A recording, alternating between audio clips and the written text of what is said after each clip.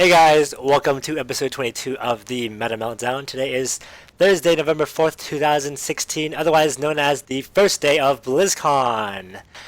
But we're not here to talk about BlizzCon, we're here to talk about Hearthstone meta.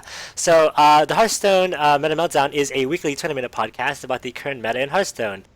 Each week we'll focus on a specific deck. We'll talk about the secret, secret Miracle Rogue, there you go, that AJ has provided for us. And we'll provide our insights on how to pilot the deck in order to succeed on the ladder. I totally saved it, Nate. I don't know what's wrong with you. Everything's good here. My name is Dominic Silverddragn, and I have my legendary co-hosts, Admiral Light, aka Natediggity. Gonna make that joke. Nate got mad at me because I didn't notice his haircut. But now that we did notice his haircut, we also noticed that he looked like Admirable. So, I wasn't mad, I was just disappointed. No, it's all good. I gotta apologize. I never played this secret Miracle Rogue. I only played Miracle Rogue, so I'm not gonna be able to touch on too much of this deck. It's okay. That's what AJ is for. So yeah, actually, we have a guest. If you guys haven't noticed, our guest is AJ e-ling. He is the winner of Highlander Con, as well as some other notable achievements. Do you wanna introduce yourself? Oh, hi. And tell people about yourself, AJ. Tell people about yourself. What do you do? I'm a math major. And really, really good at Miracle Rogue. Yes? Sure. No! It was like my favorite class, and then you just like play it religiously, and then nobody else plays it, so. He's our Miracle Rogue or / Rogue player for our team. He's really, really good. And whenever we play Rogue, we basically put AJ on it, and he does all this crazy shit that we can't math for. So yeah, welcome AJ to the show. Glad to have you here. And we'll basically go into our personal Hearthstone news. So for this past week, what did you do, Nate, in Hearthstone? I played N'Zoth Rogue, Miracle Rogue, and Maly Rogue. I didn't have much to do this weekend, so I grinded out about 60 wins on Rogue, getting my final golden class, so I'm all done with that shit. Now I don't play Hearthstone ever again. So I'm retiring. Yep. What about yourself? I am not even close to retirement. For me, I basically played Miracle Rogue, and then I played a bunch of like quests. I got the play 75 Murloc quests, so I basically just played like Murloc Shaman, even though that's not super good. Apocalypse? Yeah, it's alright. Like you win every now and again, but it's fun. And also, I'm excited because there's a bunch of new BlizzCon things. So. BlizzCon and Hearthstone stuff that came out, so I was watching that and doing a bunch of Hearthstone stuff in that regard. What about you, AJ? What did you do this week in Hearthstone? Nothing. I had midterms. Oh, really? Okay. Okay, no worries. Yeah, I mean, we're still waiting for the new expansion to come out, so I can understand just taking a break. It's not like the meta is pretty whatever. Oh, no, yeah, I'm definitely gonna play this weekend, though. Okay, great. Sounds good, sounds good. Let's talk about our general Hearthstone news now. So, Nate, I'm sure you're super excited for our new. We're gonna take a trip. We're gonna take a vacation up in GADGETSTAN. You looked at me all weird, like, what? What are you going? Where are we going? Yes, we are traveling to GADGETSTAN, and I'm pretty excited actually because I thought it was just gonna be a bunch of goblins, but apparently there's a lot of like pandas. There's a little mix of goblins, obviously, because in WoW lore it's a goblin merchant city, but it's supposed to be like the underbelly of the city, so like a bunch of swindling and weird robbery type stuff happening, I guess. So the cards seem pretty cool. We're not going to do a review quite yet. Review probably come out sometime at the end of the month because the release is in early December, so look for that if you want to hear opinions on all the cards. Yep. Yeah, so we'll do it soon, TM, and then if you want to check out some of the cards that were released today, you can go to like Hearthhead, and they'll have a full list of pretty pictures and stuff. So check that out. Oh, yep, sounds good. Yeah, there's some really crazy stuff. There's tri-class cards now, which is really, really cool. So yeah. I mean, like just real quick, I don't know how well they'll balance those things. I feel like they're gonna be a little understated, just because like the flexibility gives so much utility. To the cards, so we'll see. I mean, we haven't seen too many of the cards, but we'll talk about What that. is a tri-card? Oh, yes, right.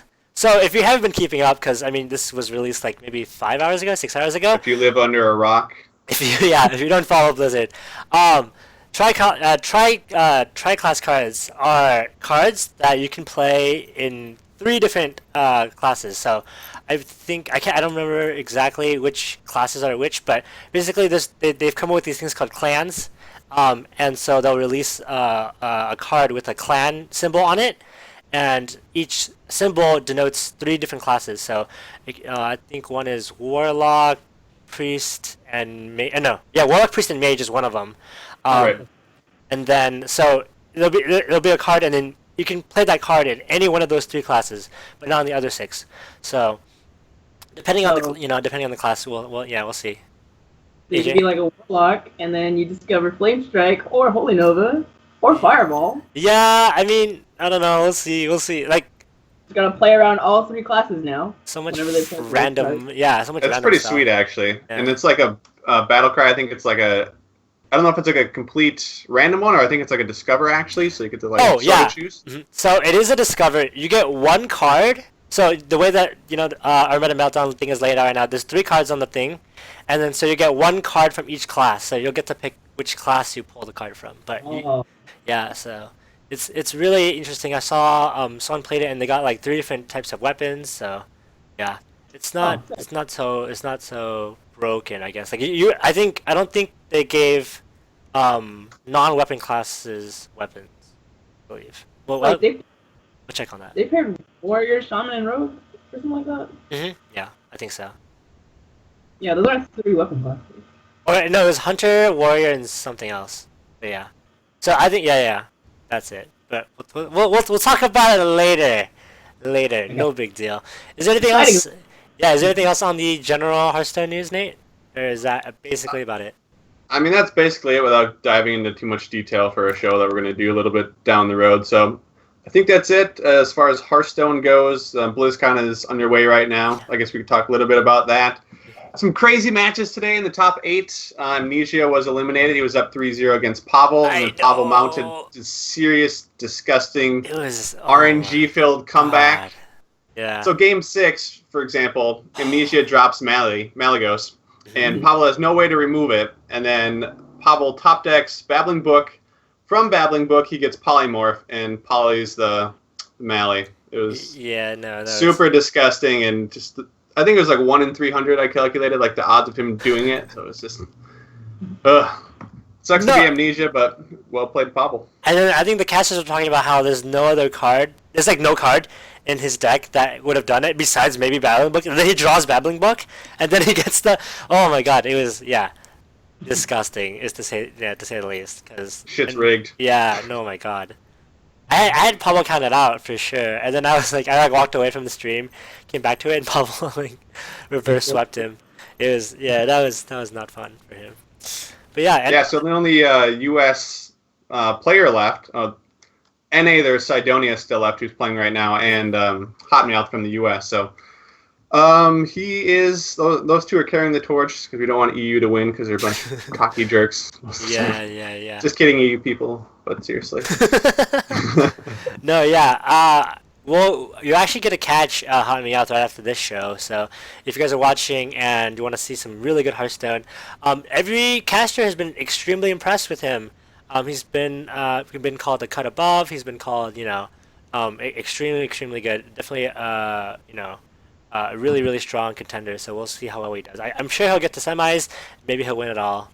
But yeah, we'll have to catch up after the show. So that's it for ladder news. Let's talk about the meta report. So we have a new Tempostorm meta report number 15. Nate, do you want to walk us through that real quick? Sure. So this was released last Thursday, I believe. So number 1 is mid-range Shaman. Number 2 is Maly Rogue in Tier 1. In Tier 2, we have Secret Hunter at number 3, Control Warrior at 4, and then Temple Mage at number 5. Seems pretty good. There is a lot of representation through all those archetypes. It's 5 different classes, which is nice, so mixing it up. How do you feel about that list, AJ? How Meltdown being tiered 1? Yeah, I think it was actually about time. They have so much like dynamic plays and stuff, and like even if you're just drawing dead, you have something to do. Like you can stall, or you can be aggressive. I don't know. I think Meltdown is like a really good deck. I think it's insane. I think it's a really good deck, but you could tell that to Amnesiac, who couldn't win a game with me. Oh man! It's because he didn't play Yogg. It's because he didn't play Yogg. He didn't have that oh shit button. Also, I think the new Secret Hunter is pretty insane too. I would call it Face Hunter. Yeah. And Really I just absolutely cannot win against Secret Hunter because I play Malgus Rogue. Yeah. Yeah, it sucks. Tough matchup. Alright, It just snowballs so fast. It's crazy. Yeah. Alright, and then we also have a new Data Reaper report that came out just yesterday. The Data Reaper report number 25, I believe, right, Nate? Do you want to walk us through that real quick? Sure. So in Tier 1 all alone, because it's stupidly broken, we have mid-range Shaman. This week, it is up to 55% win rate. How fun. It's up 0.25 from last week percent. Then Tier 2, we have Zoo Warlock at 51.33% win rate, up 0.5%. Face Hunter at 51.23% win rate, down almost a full percent. Dragon Warrior at 50.46% win rate, that is up 0.68% win rate. And then Secret Hunter, 50.41% win rate, almost down 0.5%. And then, just to talk about it, since it's the deck of the week, in Tier 3 we have Miracle Rogue, which is at a 47.61% win rate, down 0.21% from last week. Yep. I saw a tweet by Vicious Syndicate. They said that mid-range Shaman broke the 30% mark. So, statistically, around every 3 games, you'll for sure hit mid-range Shaman. That's not a joke. Yeah. As soon as you get like above rank 10, it's like 50%, I'm sure. It's gotta be. It's wow. That is some broken ass shit for sure. But hopefully in a month that'll all change, and then my Dragon Priest will come out and destroy everything. It's great. Hopefully, we'll see. Yeah. It's coming, I believe. Do you keep up with the Vicious Syndicate report, AJ? Oh no. Okay, you should. But now that we've introduced this to you, how do you feel about how they've laid out all their the decks? I think it makes sense. Like, especially was this like when did they do these? Like at the end of each season? Every week, actually, every Thursday. Oh. Good. Yeah. Well, I know that it was at the end of the season last week, and I was playing, and like either every opponent I ran into was Shaman, or every other opponent I ran into was Shaman. Yeah. Basically, I ran into Shaman like every single time, and it's like, I don't know. Shaman's good. Shaman's good. That's pretty much plays itself. Yeah, basically at this point. So no worries. All right. So, talking about Shaman, something that it really beats up on. I know you keep mentioning it whenever we talk about Rogue, is it absolutely destroys Rogue. But we're gonna talk about Rogue anyways. We'll talk about Miracle Rogue because Nate hit his 9th golden class with it. So. Congratulations again to Nate. He's gonna retire.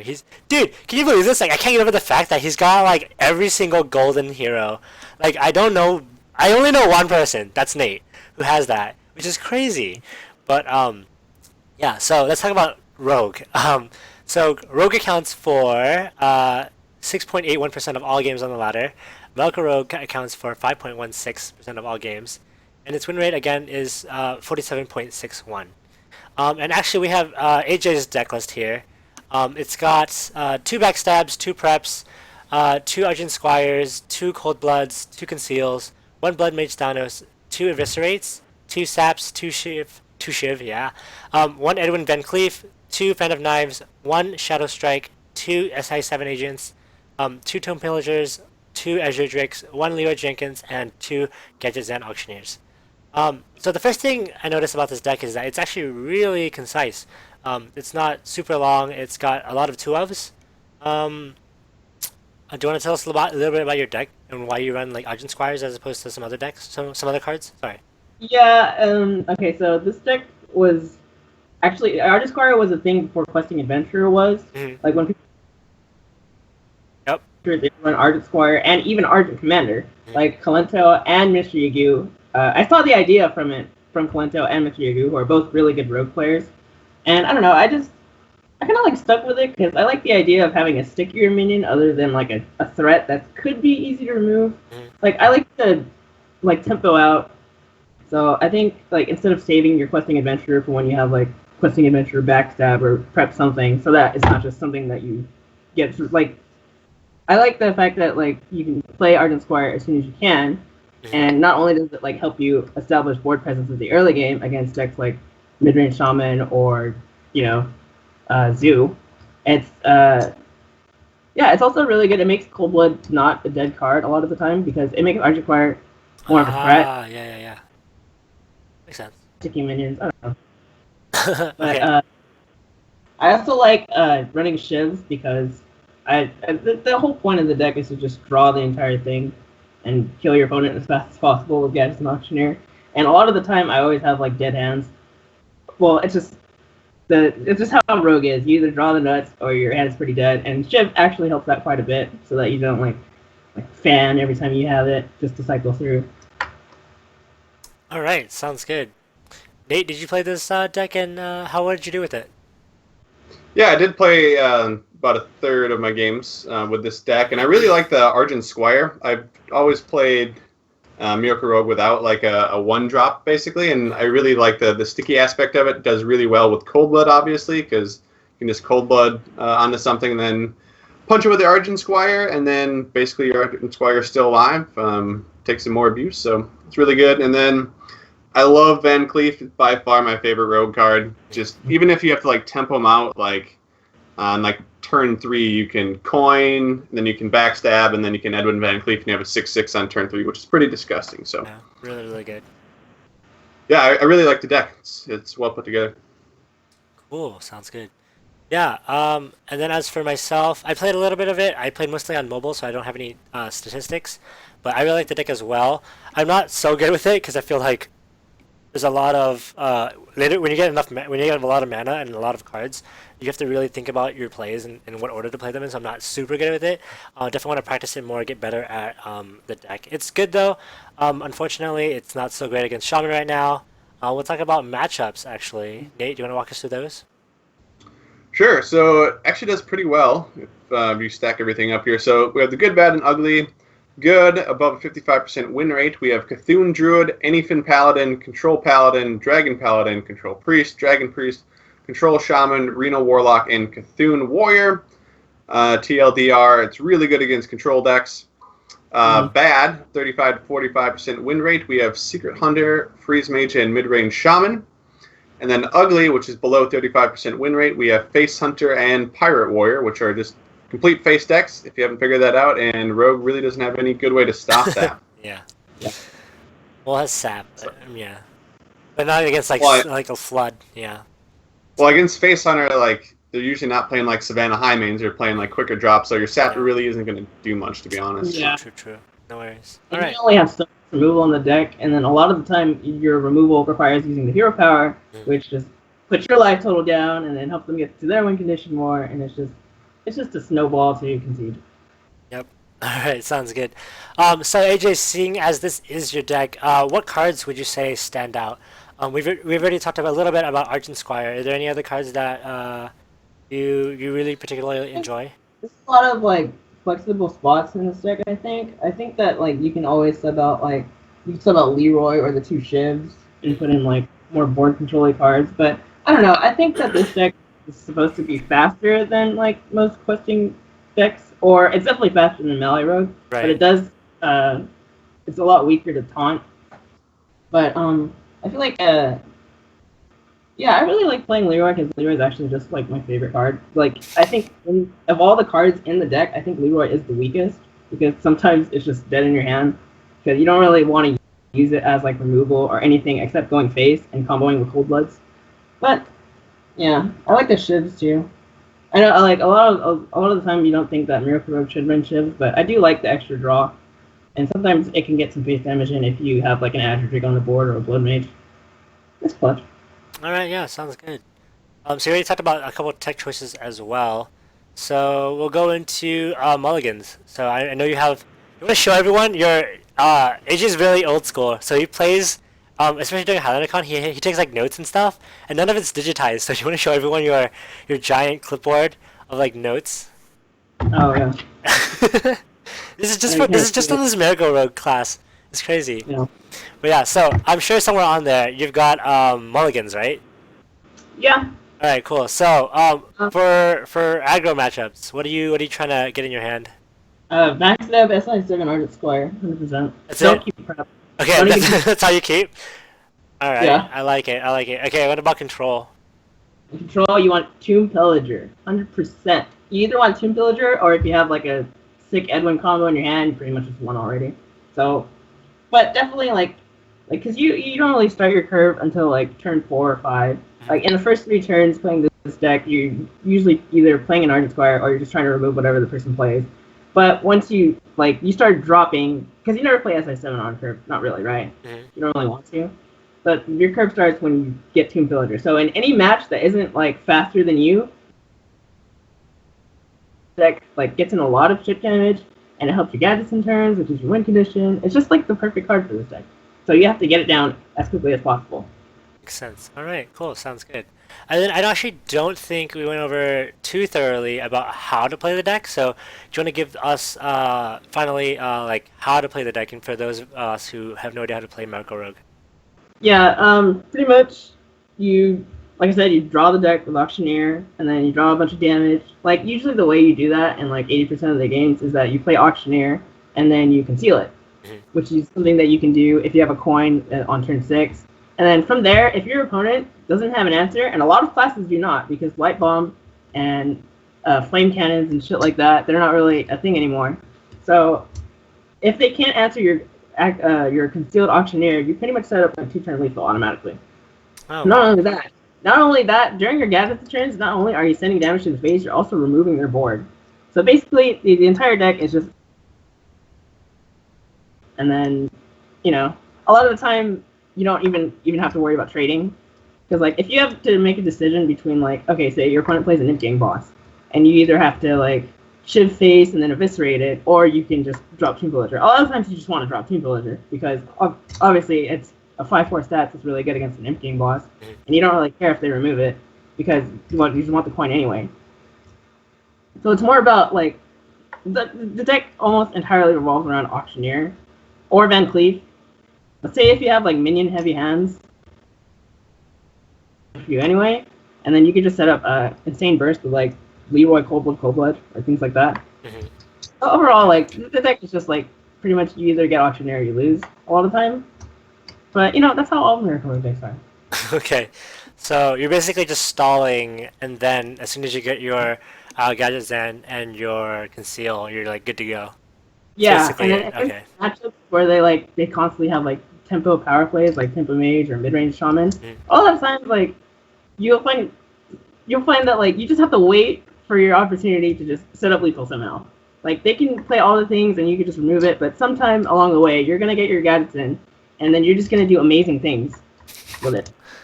Alright, Like, sounds good. that card wins games. Like even though it was nerfed, it still wins games. It's so insane. Yep. Yeah, it used to be 5 mana. That's the mind-blowing part. I know, right? It's Leroy crazy. used to be 4 mana. So old school Miracle Rogue was. That's why I hated Rogue. That's why I waited till my 9th class to get it golden, because it was just cancer back in the day. Yeah. But now it's pretty balanced. It's really sad. Well, I mean, it's fairly balanced, I guess, with 47% win rate. But you're actually gonna get a lot of rogue cards too. So like that's pretty crazy, right? Like, I don't know. I would have waited, but I mean, Nate's a trooper. He's definitely played. You definitely play WoW for sure. You're really used to grinding stuff out. But yeah, that's basically it. Do you guys have any final thoughts on this week's deck or anything that we went over? I think a lot of the time what makes Rogue such an inconvenient class to play is that you it requires a lot of, because when you play Rogue, a lot of the time you have hands that are like kind of awkward, like you have like Conceal, SI7, and things that you shouldn't use, but you can't combo cards. Like it involves a lot of risky play, so you have to know when your punishes or when your opponent can punish it, and if it's likely if they have it at a certain point. Like say that you're turn 4 and you're turn 4 against a mage and you're deciding whether to play a 6/6/9 cleave. Like sometimes you want to like save it, and also if you're playing against a faster deck and you're wondering if you should conceal and then SI7 agent, even if your board's empty, you gotta know when to pull the trigger on some plays. I think, yeah. But when you get it going, it's pretty insane. All right. Yeah. It's basically like the thing that sucks though is that when you play this deck, you have to be used to like playing from a losing position, and like that's just not really what you want to do when you play Hearthstone. Yeah, it doesn't feel very good for sure. I take a certain pleasure in knowing that I'm losing, and then all of a sudden, oh, I can win next turn. If they don't have this, that's basically a lot. If they don't have taunt, yeah. And actually, a lot of decks don't run taunt very much anymore. Taunt is taunt used to be like prevalent everywhere, and now it's not so much. So, yeah. I mean, it's got double tap. A lot of the time, it's not a problem. True. Yep. Nate, any last words? Kind of like AJ was saying, just practice makes perfect. You have to play a lot of games in order to like find out what is going to be a good situation and for this deck. A lot more than any other class, I can say for sure. So go out and if you get frustrated, just keep playing it. I mean, you're going to get good at it eventually, and you're going to get a 47% win rate most of the time. So what's not to love? Give up, okay? They take the first 8 losses, and then you're like, you know what? I just want to play Shaman. I just want to win. Yep, exactly. And then just go straight to Shaman and get hit legend. Oh my god. Easy game. Alright, there you go, guys. Same as it is every week. Play Shaman, hit legend. It'll change in a month, hopefully. I want to see that Dragon Priest come back. I love Dragon Priest. Yeah. It's the deck that actually brought me back into Hearthstone when I like sort of kind of had a hiatus. But yes. Alright, so that's basically it for us this week. You can find this deck list in any of our previous shows at theMetaMeltdown.com. You can also find us at twitch.tv/MetaMeltdown every Thursday, usually at 7:30 p.m. Sometimes we'll change it up just a little bit, like for today, so we can include AJ on the show or include some other guests, but that's pretty much where you'll find us. Shout out to AJ, shout out to our moderator, Ritual Plays, for coming on to the show every week. Super appreciate you guys for coming on, and it's always nice to have other people, so I don't have to look at Nate all the time. He's pretty though, don't worry. Especially with that haircut. Son of a bitch. Alright, sounds good. You can find us again at Twitter at the MetaMeltdown and YouTube at the MetaMeltdown. Our email is metameltdownpodcast@gmail.com. Please email us so we have some other decks to talk about. We can do some deck doctoring maybe, depends on what you guys want to see. And then tune in next week. What was that? Sorry, by the way, I have a video of me playing this deck on YouTube for like 90. Oh yeah? Okay, cool. Yeah, send that over to me and we'll include it in our YouTube link, and then we'll include it onto our website, metameltdown.com again. Alright, cool. So, we'll tune in next week. We're going to talk about Reno Lock, Nate? I think so. That's like you said, the meta's been melted quite a bit since it hasn't changed a whole lot. So we haven't talked about Reno Lock yet, so I think it's a good fit. Alright, sounds good. Yeah, so we'll talk about Reno Lock next week. I kind of like Reno. We'll see. But, yeah, alright. So, thank you again for everyone who's been listening, and we'll see you guys next Thursday.